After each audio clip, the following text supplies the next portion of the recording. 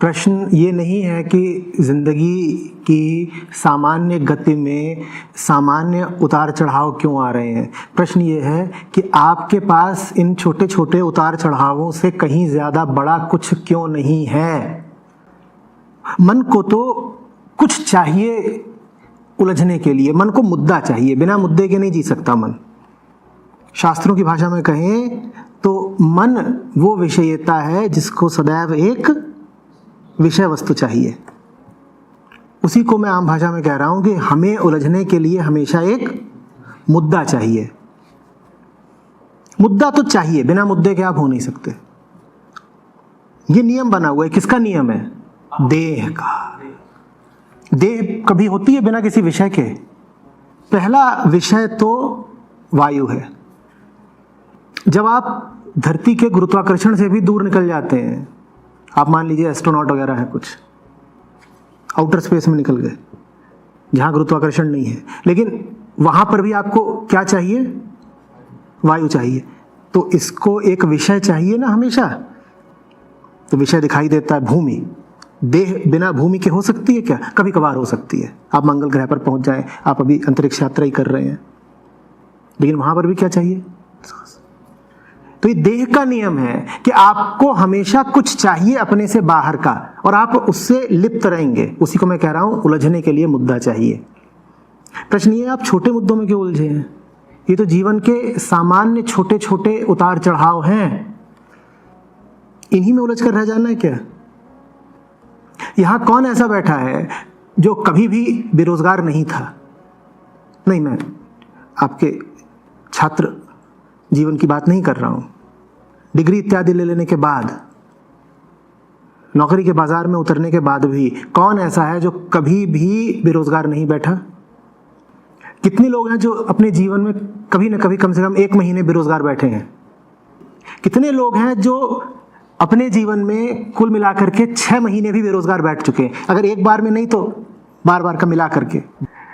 आप कह रहे हैं कि बात बेरोजगारी की नहीं है, बात इस प्रक्रिया की है कि बड़े दुर्भाग्यपूर्ण तरीके से उनको बैठना पड़ा, बड़ी विचित्र परिस्थितियों में उनको घर बैठना पड़ा बेरोजगार होके। ऐसा कौन है जो घर बैठने को सौभाग्य मानता है? जो ही घर बैठा है उसी को लगता है कि मेरा बड़ा दुर्भाग्य है। आपके भाई आपकी पत्नी घर बैठे हैं तो आपको यही लगेगा कि ये तो सब काम बड़ी दुर्भाग्यपूर्ण परिस्थितियों में हो रहा है। कौन है भाई जो कहेगा कि मैं घर बैठा हूं, बेरोजगार हूं और ये मेरी बड़ी ऊंची किस्मत की बात है?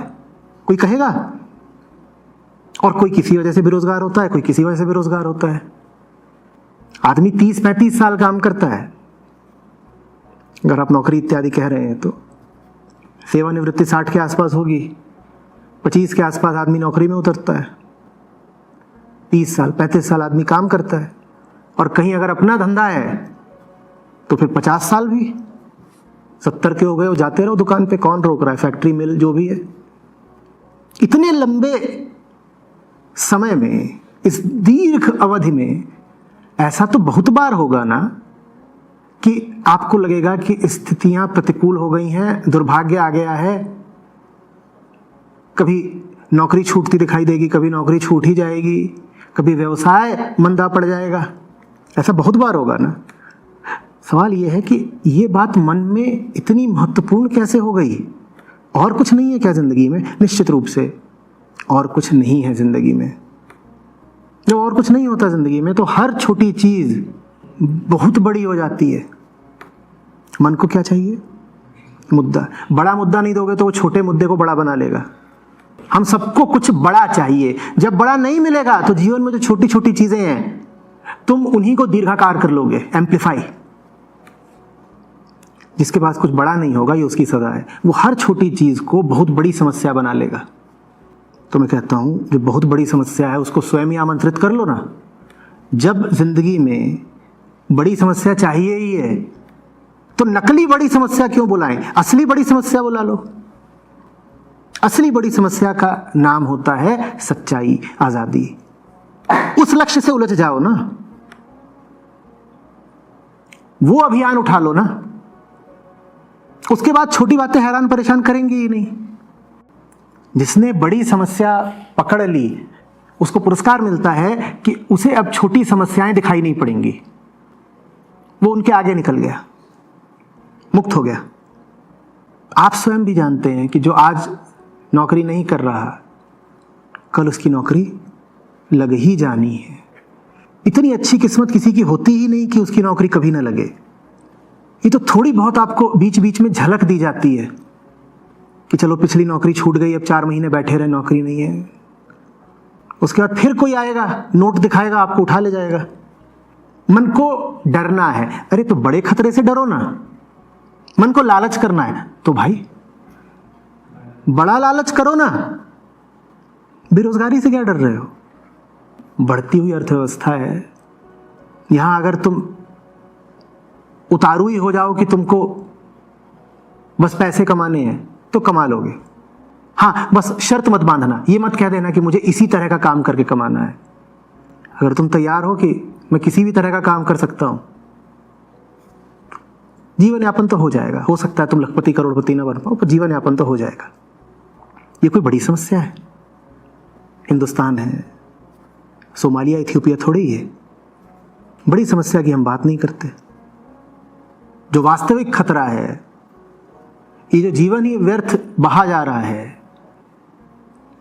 ये जो मूल अवसर मिला था कुछ ऊंचा पा लेने का, वो गवाए दे रहे हैं, उसकी हम बात ही नहीं करते। दुनिया में 2 ही तरह के लोग होते हैं, एक जिनके पास बहुत सारी समस्याएं होती हैं और एक जिनके पास बस एक ही समस्या होती है, मौत तो आनी ही है। बोलो कैसे मरना चाहते हो? मौत तो आनी है। बोलो कौन सी मौत चाहिए? अमर तो यहां कोई नहीं, कौन सी मौत चाहिए? 6000 मच्छरों से लड़के मरना है या एक शेर से? हाँ, 6000 मच्छरों से लड़ने में अहम बचा रहता है। क्यों? क्योंकि 6000 से लड़ोगे तो बीच में 2-4 को मार भी लोगे, बीच बीच में तुम्हें लगेगा छोटी मोटी जीत भी मिल गई। हम सब जिंदगी की छोटी मोटी समस्याओं के सामने जीत भी तो जाते हैं ना, कि लो 4 मच्छर मैंने भी मारे। शेर से मुकाबला करोगे तो वहां हार तो निश्चित है। बोलो किससे हारना है? और अब गौर से अपने जीवन को देखो, बताओ तुम्हारा मुकाबला शेर से चल रहा है, मच्छरों से चल रहा है? मरोगे दोनों ही हालतों में। एक समस्या पकड़ो ना, एक। शेर से भिड़ जाओ, मच्छर अपने आप भाग जाएंगे। और यही हमारी समस्याएं। बॉस ने डांट दिया, पड़ोसी ने खांस दिया, बीवी का बाल सफेद हो गया, मुस्कुरा क्या रहे हो? उन मुद्दों को देखो जो मन पे छाए रहते हैं। क्या वो मुद्दे वाकई इन बातों से भिन्न हैं? वाकई मैं कह रहा हूं तो मजाक की तरह ले रहे हो।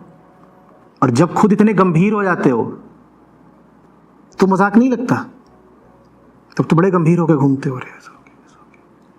ईमानदारी से बताना, इसी तल के मुद्दे खूब घूमते हैं ना मन में, यही सब घूमता रहता है ना। यहां बैठे हो, फोन बाहर है, न जाने किसकी कॉल आ रही हो। कौन सी मुक्ति, कौन सी सच्चाई, कौन सा बोध? हमारी जिंदगी में तो ये मुद्दे चलते हैं। थोड़ा गहरे उतरे, अपने आप से पूछें, उम्र बीतती जा रही है, जितने साल बिता दिए आगे उतने भी उपलब्ध है या नहीं कुछ पता नहीं। ऐसे ही मर जाना है क्या? जीवन क्या इसीलिए मिला था कि चिंता में, उलझन में, उदासी में बिता दें? फिर तो धिक्कार है ऐसे जीवन पर, अगर वो मिलता ही इसीलिए है कि उसे क्षुद्रता में और कष्ट में बिता दो। मौत को याद करिए, कभी भी आ सकती है। फिर उस पल पूछिएगा अपने आप से, जीवन कहाँ गया? कहाँ खर्च कर दिए वो सारे पल जो मिले थे? कैसा लगेगा जब दिखाई देगा कि सब पल बस यूं ही बर्बाद किए? पर जब मौत की बात करते हैं तो ऐसा लगता है वो जो बगल में बैठा है वो शायद मर जाए। दाएं वाला भी मर सकता है, बाएं वाला भी मर सकता है। इस बात पर यकीन ही नहीं होता कि कल और आज या अभी मेरा भी बुलावा आ सकता है। यकीन ही नहीं होता। जिंदगी की क्या कीमत है, किसी मरते हुए से पूछिए। और फिर अपने आप से पूछिए कि मैं अपनी जिंदगी किन कामों में जाया कर रहा हूं। 2 ही वर्ष हुए हैं इस जगह पर सत्संग होते हुए, और इन 2 ही वर्षों में कुछ लोग अब ऐसे हैं जो यहाँ कभी थे, अब नहीं है। 2 ही सालों में जो सामने है वो गुजरा हुआ बन जाता है। कोई भरोसा है आपको आज से 2 साल बाद हम बात कर रहे हों तो आप सब हों या ये कुर्सी भरी हुई हो? कोई निश्चित है? भाई की नौकरी लग चुकी होगी, पत्नी भी दफ्तर जा रही होगी, सामने खड़ी होगी, आप नहीं होंगे, बच्चे भी खुश होंगे। और जो बात आपको सबसे अखरेगी वो जानते हैं क्या है? जिन ज़रा ज़रा सी बातों को महत्वपूर्ण और गंभीर बनाकर आपने ज़िंदगी बर्बाद की, वो बातें किसी को याद भी नहीं रहेंगी। आपने दिन, हफ्ते, महीने, साल लगाए और आपके लिए यही बहुत बड़ा मुद्दा था कि टिंकू को नया जूता दिलाना है। वो जूता फट गया, टिंकू ने फेंक दिया और अब टिंकू को याद भी नहीं है कि उसके बाप ने अपनी ज़िंदगी का बहुत बड़ा समय उसके जूते में लगाया था। आप हर तरफ से मारे जाएंगे, न टिंकू कोई श्रेय देगा न भैंसे वाला। यमराज से ज्यादा जीवनदायी कोई होता नहीं। यमराज याद रह गए तो जीना सीख जाओगे, भूल जाते हो ना तो फिर जिंदगी छोटी छोटी मच्छर जैसी मौतों में बिताते हो। अच्छा, मुझ पर विश्वास मत करो, प्रयोग कर लो, ठीक है? 10 साल पीछे जाना और देखना कि उस समय मन पर कौन से मुद्दे हावी थे। याद करो कहाँ गए वो मुद्दे। और पीछे जाओ, और पीछे जाओ, अब तुम 15 साल के हो, याद करो मन पे कौन से मुद्दे हावी थे। कहाँ गए वो मुद्दे? बोलो कहाँ गए वो मुद्दे? लेकिन जिस समय कोई मुद्दा उपस्थित होता है वही ऐसा लगता है कि बहुत बहुत बड़ा है। कितने लोगों को 10वीं के बोर्ड के नंबर अभी तक याद हैं? मैं भी पूछूं कि बताना 10वीं के बोर्ड में हिंदी में, अंग्रेजी में, गणित में कितना कितना मिला? कौन कौन बता पाएगा? ठीक ठीक, कुछ लोग बता लेंगे, कुछ लोग भूल रहे होंगे। जो जवान हैं, जिन्होंने 5-10 साल पहले ही दिया है, उनको शायद थोड़ा याद हो। जो 40 पार के हैं उनको तकलीफ आएगी याद करने में। और वही जब 10वीं का 12वीं का परीक्षाफल घोषित होता है तो कितने लोग आत्महत्या कर लेते हैं कि नहीं? वही बहुत बड़ी बात लगती है, 10वीं में नंबर। और 10 साल बाद, 20 साल बाद तुम्हें याद भी नहीं रह जाता कि नंबर कितने आए थे। याद रह जाता है। और पीछे चले जाओ, तुम गुड्डे गुड़िया पर रोए हो, तुम टॉफी चॉकलेट पर रोए हो, तब वही जीवन मरण का प्रश्न था ना। इतनी बड़ी बात, कहाँ गई वो सारी बातें आज? और तब की बात आज अगर क्षुद्र लग रही है, हास्यास्पद लग रही है, तो आज की बात भी कल कैसी लगेगी? तुम आज की बात पर कल हंसने वाले हो, आज ही क्यों नहीं हंस लेते? पीछे की बात पर तो आज कह देते हो अरे अरे वो लड़कपन था, नहीं नहीं बात गंभीर नहीं थी, हमने यूं ही उसे महत्व दे दिया। साफ दिख नहीं रहा है कि आज भी जो मुद्दे तुमको बहुत बड़े लगते हैं वो कल समझ में आएगा कि ओछे थे, कुछ रखा नहीं था, बस उन मुद्दों में उलझ के तुमने समय खराब कर दिया। 10 साल पीछे आने की भी जरूरत नहीं है, महीने भर भी पीछे चले जाओ तो तुम पाओगे महीने भर पीछे के भी जो मुद्दे थे वो सब। हमारा क्या है, हमारे लिए कुछ भी बहुत बड़ा हो जाता है। अभी खबर थी, एक आदमी की रेलवे स्टेशन पर मौत हो गई। क्यों? ट्रेन छूट रही थी उसकी। हृदय रोगी रहा होगा, तनाव बढ़ा, रक्तचाप बढ़ा, ढेर। वो ट्रेन उसे मिल भी जाती तो कौन सा स्वर्ग मिल जाना था भाई। पर उसने इतनी बड़ी बात मानी कि दिल ही टूट गया। ऐसा तो दिल है हमारा जो बात बात पर टूट जाता है। ये खिसियाना, ये चिड़चिड़ाना, ये तनाव, ये खीज, ये क्रोध, ये उदासी, ये सूनापन, ये भाव कि जीवन ने हमारे साथ अन्याय किया है, हम शोषित हैं, हम शिकार हैं, ये क्या कर रहा है हमारे साथ? कहीं का छोड़ रहा है हमको? और क्या हम सब इसी भाव में नहीं जी रहे? कोई ऐसा बैठा है जिसे जिंदगी से तकलीफ और शिकायत ना हो? सब अपनी अपनी नजरों में शोषण के शिकार हैं, विक्टिम हैं। बेपरवाह जियो और बुलंद जियो।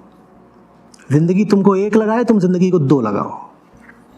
शेर है भाई सामने, नतीजा क्या होना है हम जानते हैं। जिंदगी खा तो सबको जाएगी, कोई है जो बचने वाला है?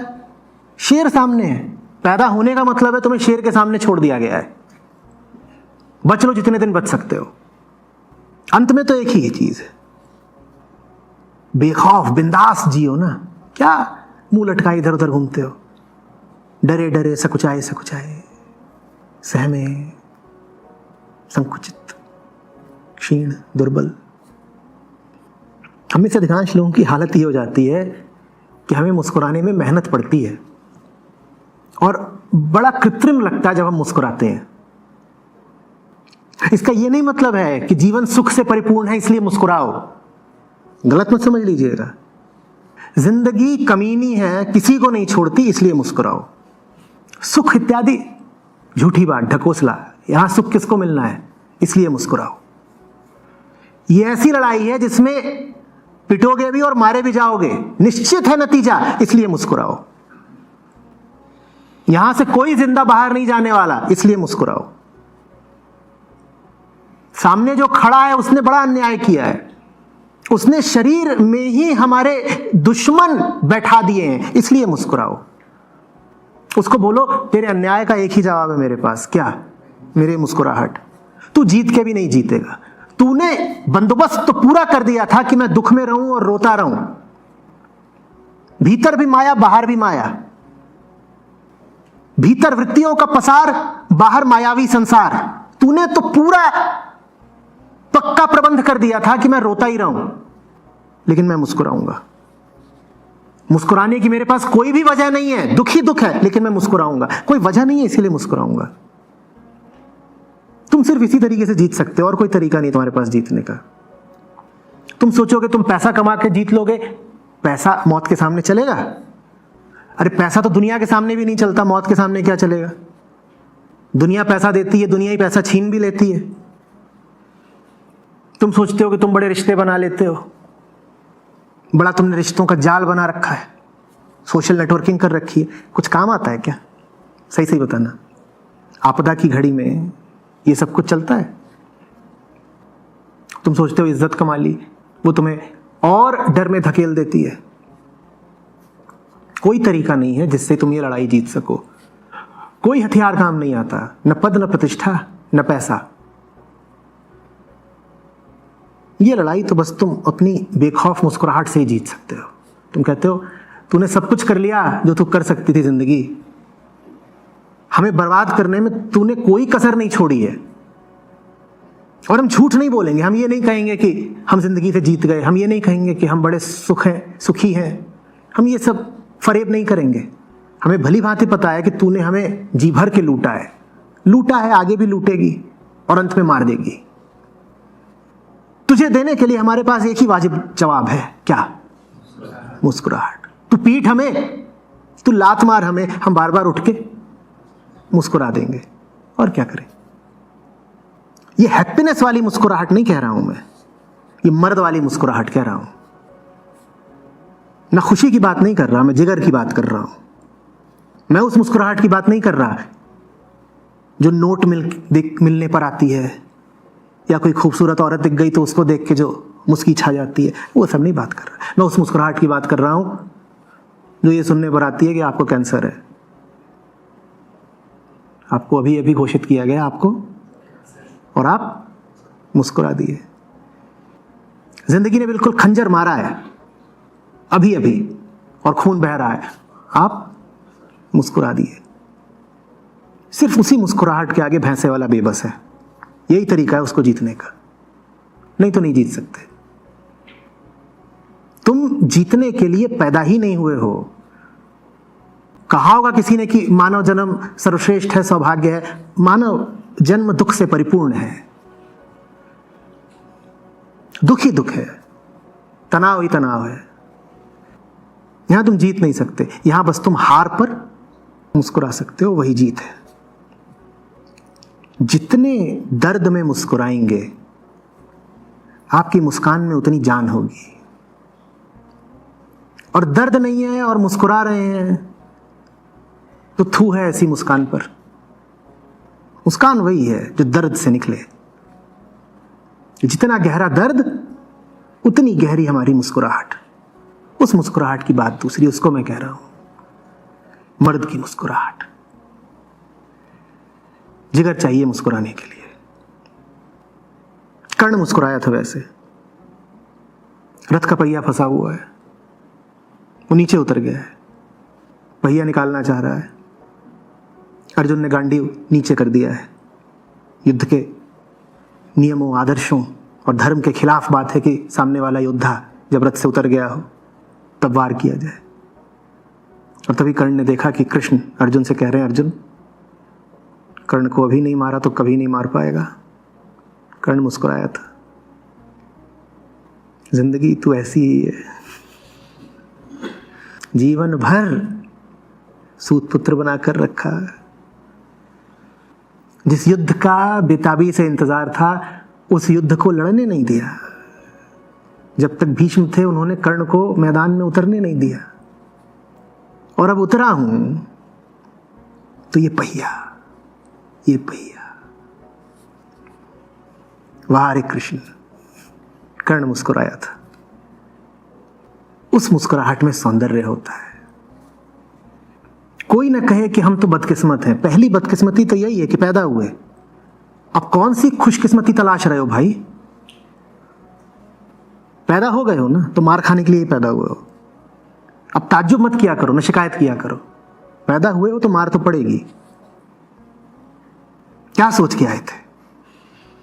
संसार खुश होगा, शाबाशी देगा। कर्ण की बात दूर की लगती हो तो पास की बता देता हूं। अभी 5-10 साल पहले पिक्चर आई थी रंग दे बसंती। उसमें एक चरित्र था, तो अंत में उसे कोई गोली मारता है। जब उसे गोली लगती है, तो गोली लगी है, खून बह रहा है, बोलता है धत यार, कुर्ता खराब कर दिया। वो बात मुझे जची कि ये ठीक है, एक तो कुर्ते की बात, कुर्ता मुझे पसंद है, कुर्ता खराब नहीं होना चाहिए। और मुस्कुराया था। गोली लग गई है, प्राण तो अब जा ही रहे हैं। जस की तस धर दीनी चदरिया, चदरिया नहीं खराब होनी चाहिए। प्राण तो जाने ही है, गोली लगने से नहीं जाते तो किसी और तरीके से जाते। कुर्ता नहीं खराब होना चाहिए। चदरिया जैसी लाए थे वैसे ही वापस छोड़ के जाएंगे। तुम्हारी समस्याओं की वजह यह है कि तुम अपने आप को अमर मानते हो, और जो अमर है उससे तुम्हारा कोई संपर्क नहीं है। दोनों तरफ गलती कर रहे हो। अपनी मर्त्यता को भूले बैठे हो और सत्य की अमरता को। अब तकलीफ तो होगी ना। जिंदगी गोली मारेगी, तुम मुस्कुराना।